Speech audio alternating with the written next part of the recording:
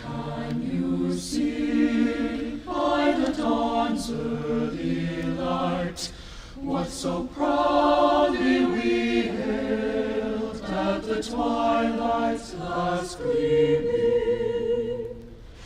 Whose broad stripes and bright stars through the perilous fight o'er the ramparts we watched were so gallantly streaming, and the rocket's red glare, the bombs bursting in air, gave proof through the night that our flag was still there.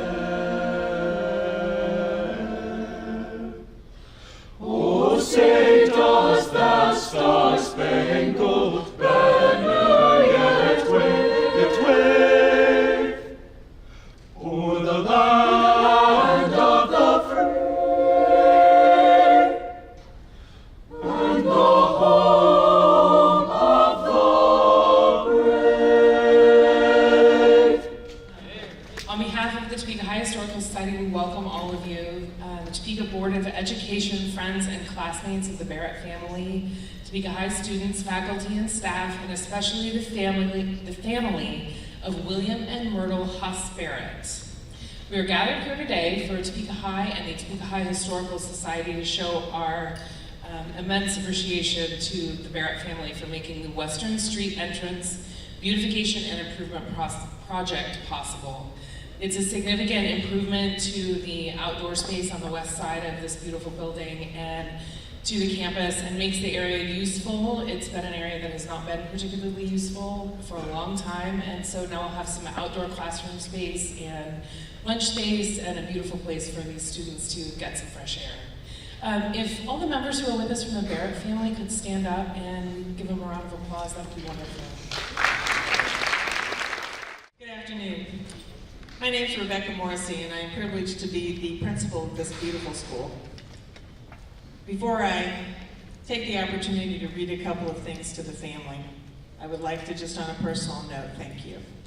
I came here in 2009 as an assistant principal and fell in love with this place, the traditions, the beautiful architecture, the nature, the spirit that is Topeka High School that you really don't know unless you're privileged to be a part of the staff or a part of the student body here.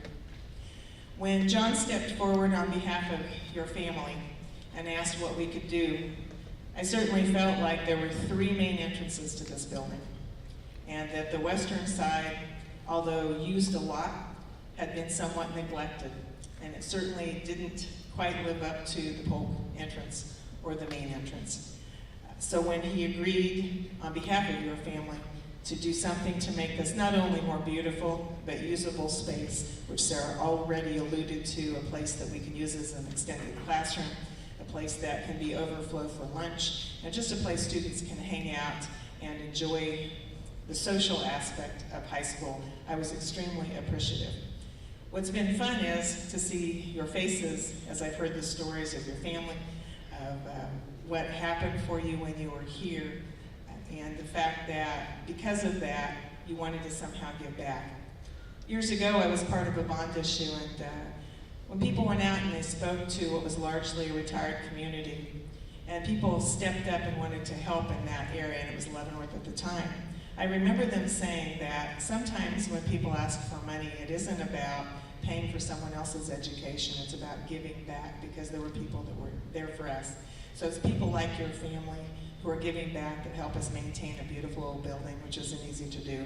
But more importantly, your gifts ensure that our students are loved, and they know that there are people out there who still care about what they're doing here, and that there are students out there, older now, who still remember what happened here for them. They remember the staff and one another, and it tells them that someday they will be you, and I hope that they continue to give back the same way you have.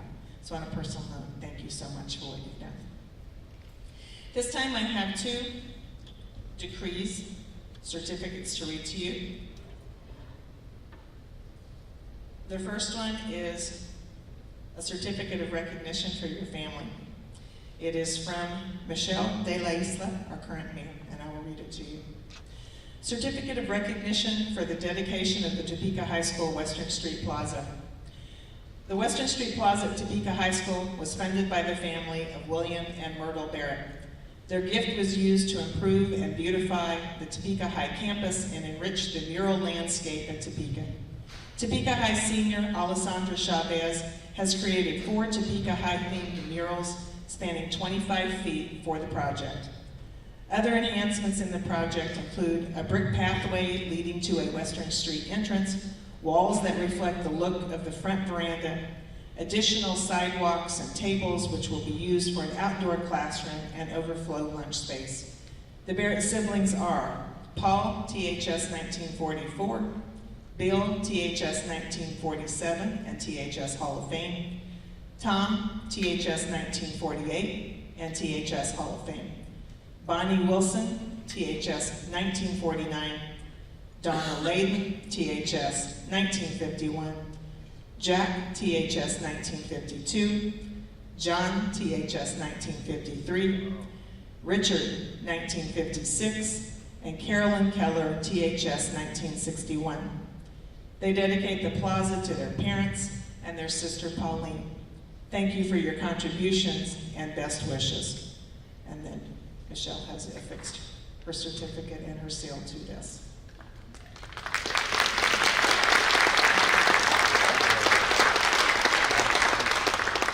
In addition, the Kansas Senate has issued a tribute. Vicki Schmidt was behind this and a part of this. We appreciate that, and I will also read this to you. State of Kansas Senate tribute. Be it hereby known to all that official recognition is extended to the family of William and Myrtle Huss Barrett in recognition of Western Street Plaza at Topeka High. The Kansas Senate and Senator Vicki Schmidt join in recognizing the family of William and Myrtle Huss Barrett on their dedication of the Western Street Plaza in memory of their parents and sister Pauline. The project improves and beautifies the Topeka High School campus and enriches the mural landscape in Topeka. The family's dedication and loyalty honor Topeka High School, the community, and the state of Kansas. By Vicki Schmidt, Senator, and I can't read the writing on the other signature, our Secretary of the Senate. I will present this to John. It will hang here at the school, and we'll recognize your family. Congratulations to you. Thank you so much. The next person we get to hear from is Alessandra Chavez, who is the artist. Yeah! She's the artist who created the murals that are a part of this project, and wanted to say a few words about that.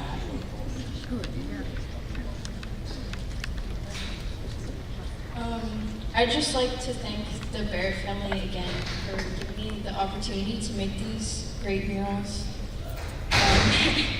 I'd also like to thank Mr. O'Callahan for letting me paint them in his room for the whole first semester and storing them in there, which was probably a pain.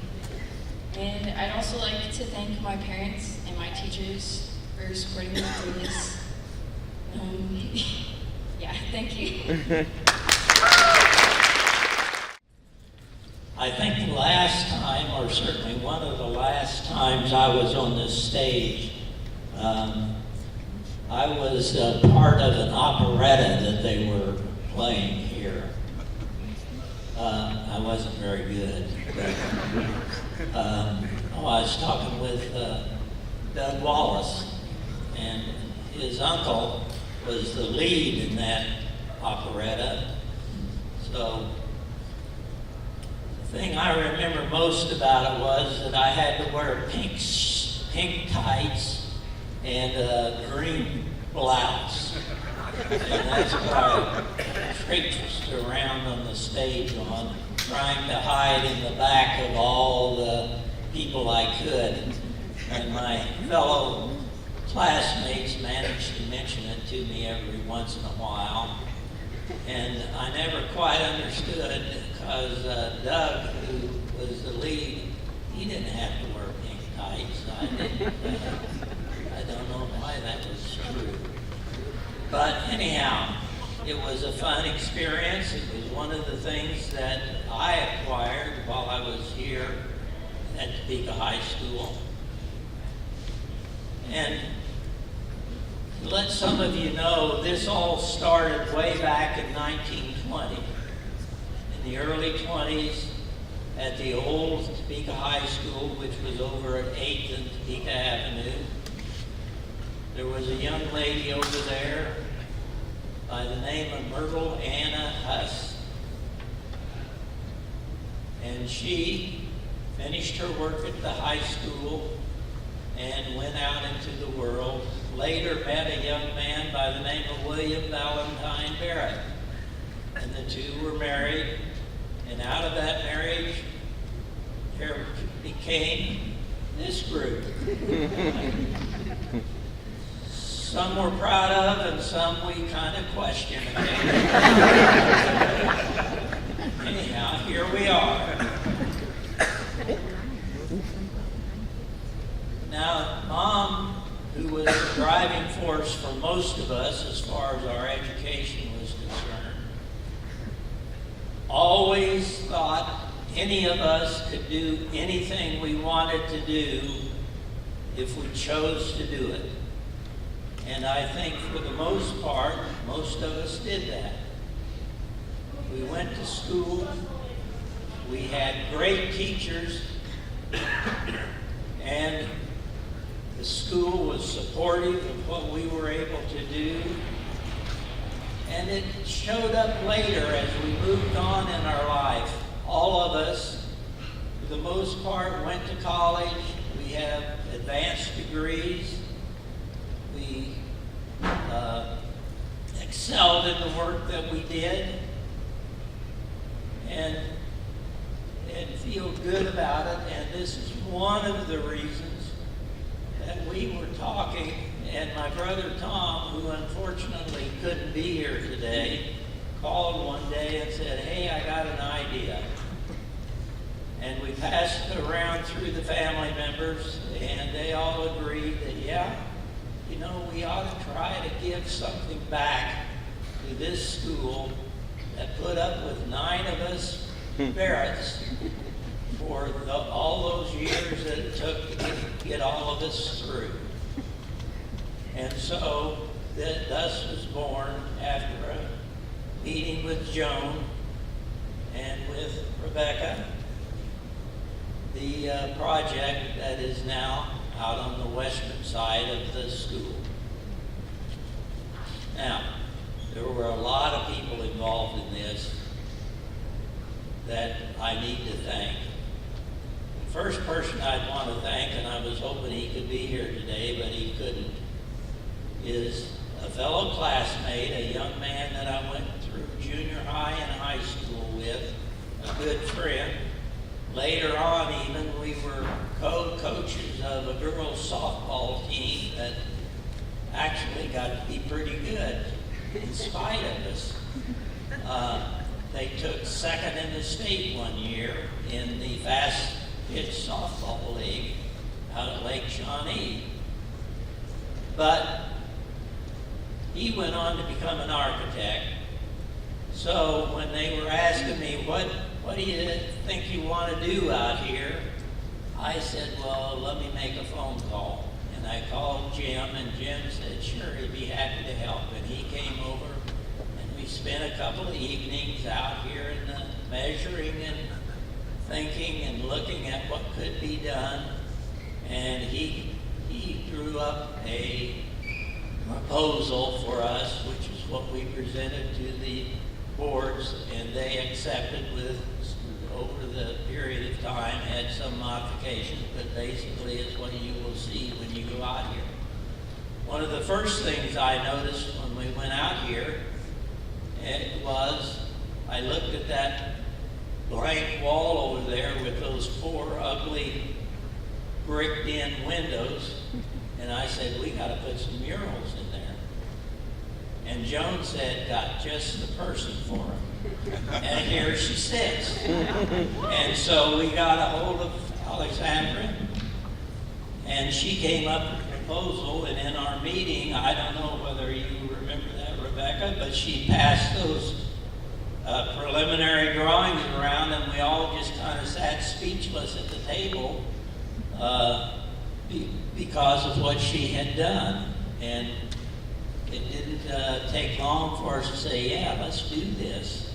So the murals, this is the young lady and they are hers. But they come through these people sitting down here. So when you look at them, appreciate what's done. This is her gift as well as our gift, and we want to know that. Now, I would like to take just a moment to introduce individually some of the people who helped finance this. It certainly couldn't be done without the dollars. And sitting on the left in the front is my sister Carolyn. She's the youngest of the group and the most spoiled of the bunch. But we try to live with that. Next to her is her husband Frank, who also was attended Topeka High School. So that. Next down the line is my sister Donna and her husband. Sitting next to her, Stuart. And next to Donna is the sister Bonnie. And then we come down and the brother Dick, or Richard, some people knew him as, and his wife Linda sitting next to him. And then we come down to Bill and his wife Louise. And sitting down almost to the end here is my wife Cynthia, whom is the joy of my life, at least. Some of the other people don't think that much of it. Anyhow, we have two other special people I'd like to point out. We've lost two of the brothers, Paul, who was the oldest, and my brother Jack, who was a year older than I am, ahead of me in school. But he's represented by his daughter Brenda, who came up from Dallas, and we appreciate her being here. And Paul's daughter Laura, oh, there she is, also attended with her husband Larry. And gosh, they even got Mom back there. I forgot about her. She's going to have to grow a little bit. But these are the ones who did it, and I'd like you to give them a little hand if you would.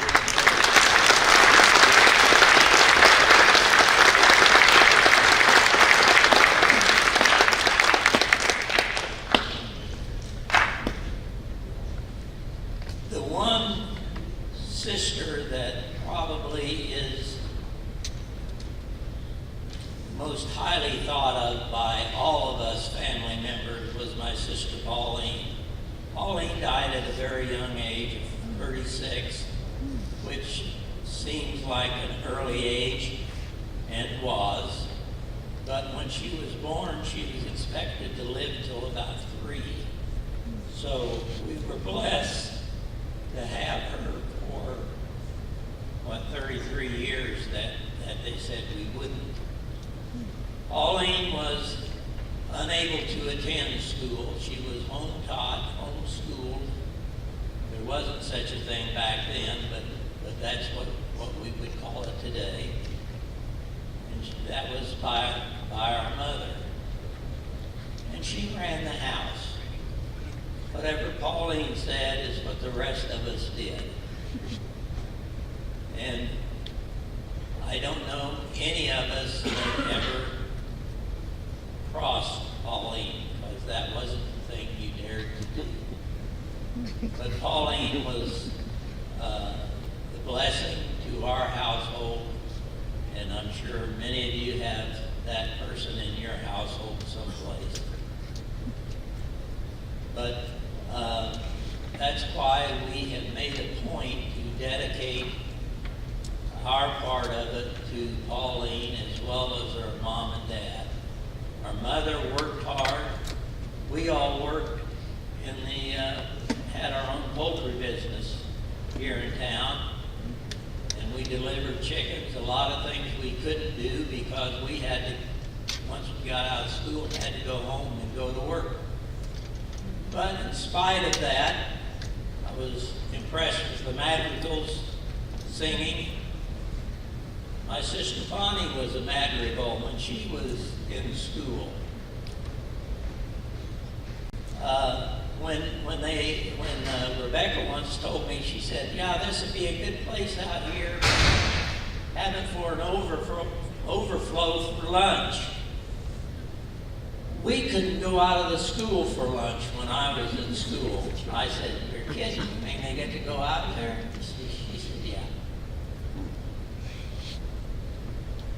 When I was in school, we had proctors at every door. Some of us were proctors, some of us, I was a head proctor at one time, which meant I spent my whole lunch hour running from door to door to see if everybody was doing what they're supposed to or taking a nap or whatever, and sometimes it was a little of both. So, but of course, proctors were only as good as their friendship with their fellow students, because students would say, "How about if I take a few minutes and run down to Hickey's Bakery and get a nut roll? I'll be right back." And the proctor say, "Yeah, if you bring me one." So we had that kind of a exchange going on also. Now, we also had one among us, and I won't mention Bill's name, but he was our escape artist. He managed to find ways out of this school. It seemed like daily. And my mother used to say, "If I could just get him through high school." And now he's up in the Hall of Fame. Now, the reason I mention that is because I'm looking around at you students, and I hope you're taking notes, because I'm going to have a quiz on all this stuff later. But I mention this to say that you need to work. High school, I know, has its ups and downs, and sometimes you think, what am I doing here? Well, what you're doing here is preparing yourself for what comes next. And so that's what, even with our faults, our strengths, whatever it was, that's what we prepared for. And that's what people like Rebecca, Miss Morrison, and the teachers prepared us for, is what's that next step? How are you going to use it, and how will you be able to use it? And that's part of why we said we owe something to the Topeka High School, because that's who prepared us. It was our family. They were first. Our sister Pauline was second. And then the high school was right behind them, helping prepare us to do what we could do. So I hope you enjoy, you students especially, enjoy the area out there.